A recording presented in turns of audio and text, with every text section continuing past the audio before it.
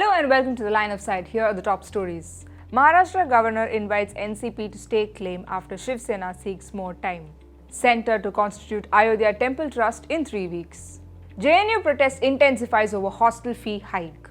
2 trains collide in Hyderabad, 13 injured. Now the news in detail. Maharashtra Governor Bhagat Singh Koshyari has invited NCP to form the government after Shiv Sena sought more time. Senior leader Jayant Patil said that they will talk to allies Sena and Congress and respond by 8:30 p.m. on Tuesday. As per the procedure, Honorable Governor has given us a letter. Being the third largest party in the state of Maharashtra, and therefore we have suggested to him that we will have to talk to our alliance party, and we have assured him that we will get back to him as early as possible.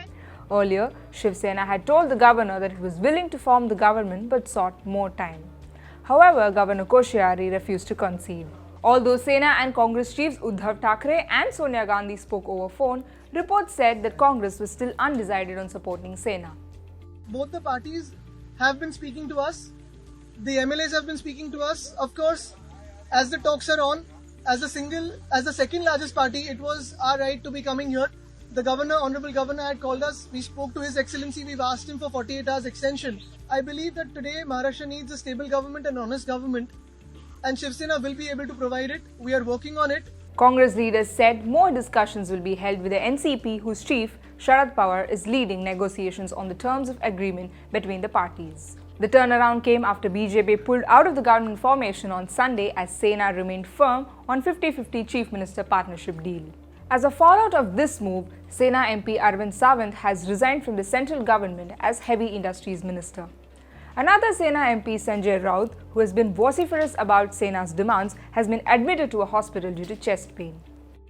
2 days after the Supreme Court gave the Ayodhya verdict, Union Minister of Law Affairs Ravi Shankar Prasad is likely to move a cabinet note in order to constitute the Ayodhya Temple Trust as ordered by the Supreme Court. The process of forming the trust might be completed by the 3rd week of November, although the Supreme Court had given 3 months' time. The Law Ministry is said to be keen on forming the trust before the winter session of Parliament begins.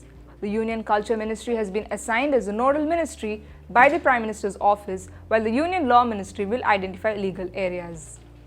The JNU Students' Union protest against hostel fee hike intensified as thousands of students clashed with police outside the AICTE auditorium, where Vice President Venkaiah Naidu and HRD Minister Ramesh Pokhriyal were addressing a meeting.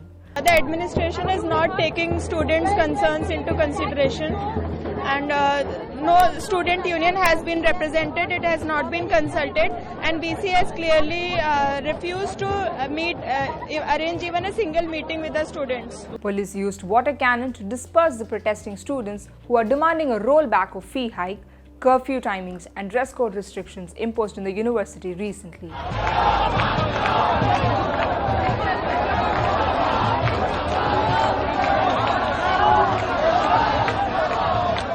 As per the new rules, hostel students have to pay a security deposit of 12,000 rupees against 5,500 rupees earlier.